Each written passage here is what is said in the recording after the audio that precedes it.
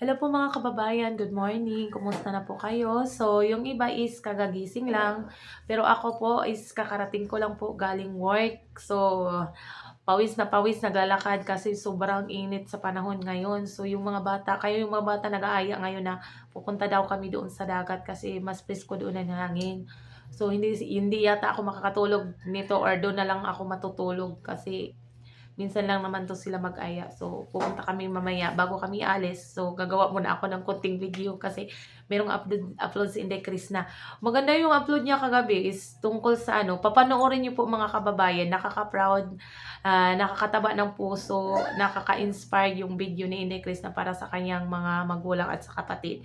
So, pag-uusapan natin po 'yun. So, kagabi gumawa po sa Inday Chris na yung ano, yung maganda yung ano, ginawa niyang video kagabi. So, makikita mo improving na po talaga yung mga ginagawang video ni Inday Chris na yung ano na lang, pwede pa niyang i-improve is yung pagla-live niya kasi iba naman kasi yung ano, yung video kasi ikaw lang naman yung nakikita, parang sarili mo lang yung nakikita sa video, di parehas ano, sa live, yung ano, mga viewers is nakikita mo talaga kasi nagko-comment sila doon sa ano, sa video mo. Kaya yung mga galaw mo, yung mga ano mo doon, pananalita mo is napapansin nila. Kaya konting ingat dahil doon sa pagla-live, siseryosohin mo yun. Tapos dapat focus kasi yung pag-live.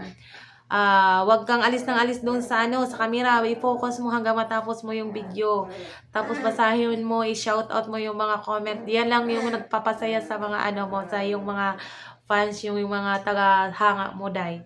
So, yun po yung ano, pag-uusapan natin. Basta proud na po ako sa kanya kasi ano, nag-i-improve na po talaga yung dalaga natin, yung babae natin. So, alam niyo po ba yung ano, yung mahusay na salita dito sa Waray?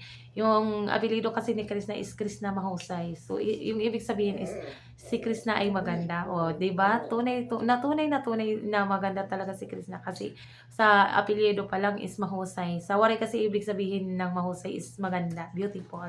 Yun po. Yan lang po. So, dito na tayo doon sa topic na ano. May binanggit si Chris na meron na po siyang mga bagong favorite color. Unahin natin yung mga favorite color kasi may mga ano yan eh, may mga meaning. So, yung ano daw niya, yung mga bagong favorite color niya is, 'di ba, mahilig siya sa mga damit na white, black, tapos blue.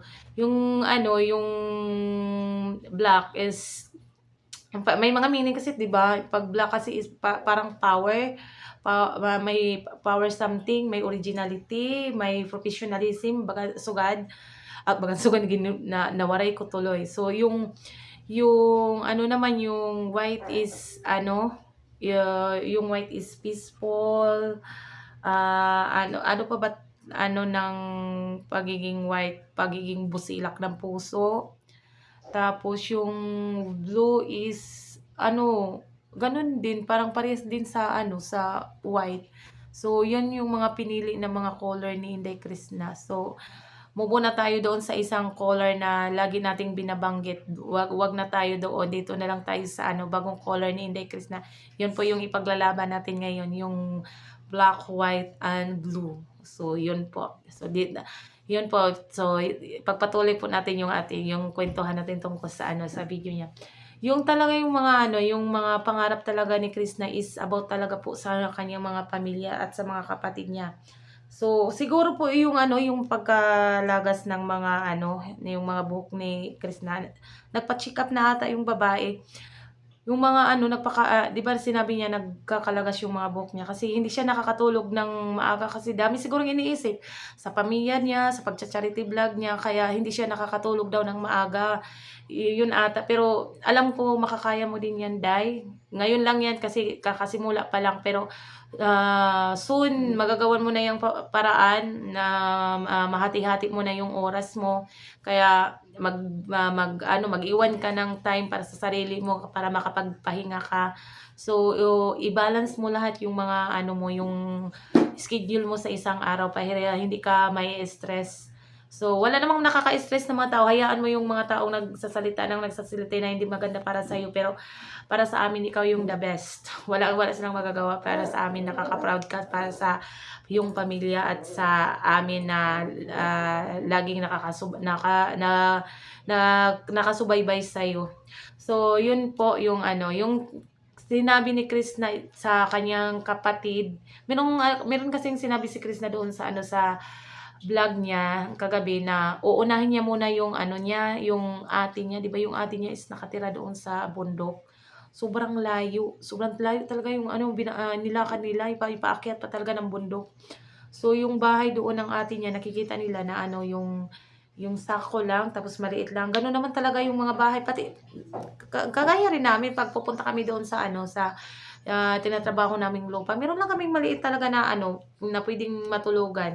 So, siguro sa sobrang hirap din hindi makagawa ng maayos na bahay doon sa Patag. Kaya yun yung inuna ni Chris na makabili ng mga gamit, yung yero, tapos yung pako, yun yung yan yung una nilang bibilhin daw para sa kanyang kapatid. So, 'di ba nakaka-proud tong batang 'to, hindi man lang sa kanyang sarili yung iniisip niya. Doon talaga doon sa sa mga kapatid niya, sa mga pamilya niya, kasi yung mama niya is meron namang bahay na na titirhan ngayon. So, yung inuna niya muna is yung ate niya, kasi naawa siguro siya sa palakad-lakad pa, pasaka doon sa bukid, tapos baba na naman.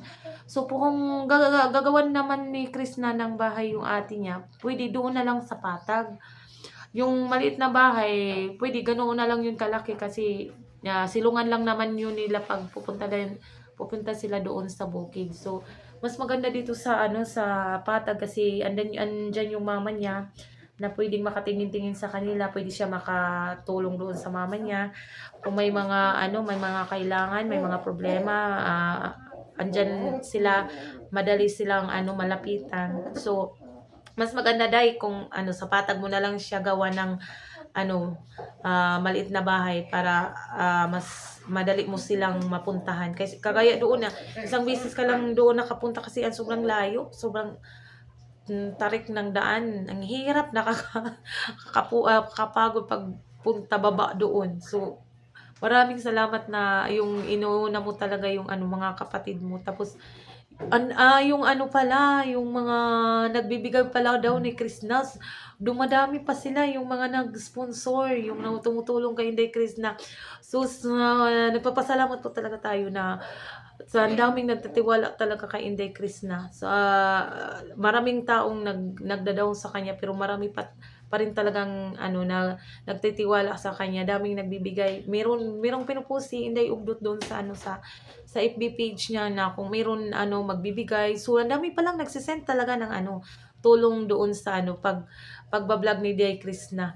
Yung pagcha-charity vlog niya, marami talaga nagsisend kung kuan. Pero yung sinasabi ni Inday Krishna na ni Inday Ugdot, kung meron man mag-send, o inform niyo po kung kung para kanino yun, kung saan galing, para mapasalamatan kayo ng personal, tapos alam nila kung saan pupunta yung pera, para na malinaw ba lahat, para yung iba kasi gagawa na naman ng issue. So, mas maganda kung mas maganda po sa inyo, ma'am, kung sino po kayong mga sponsor nila na pag-send na lang po, i-chat, i-message nyo na lang po sila MJ, para para mas smooth yung pagtulong ni Chris.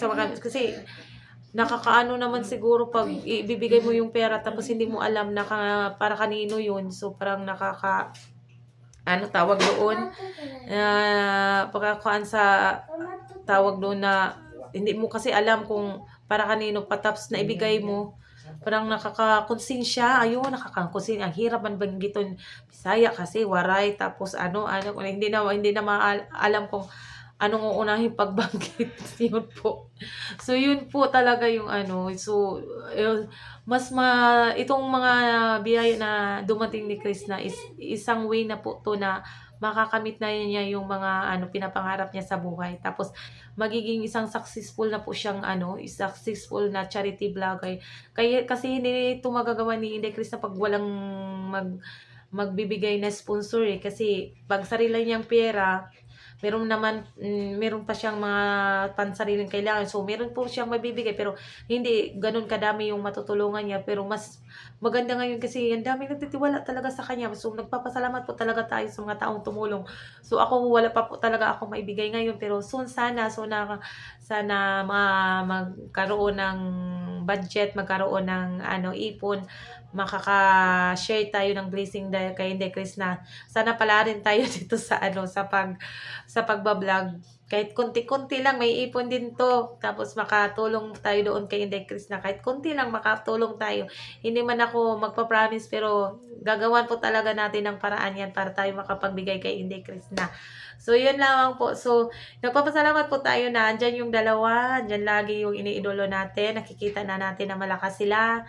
Nag-i-enjoy sila sa ginagawa nila. Nag-i-improve yung mga ginagawa nilang pag-vlog.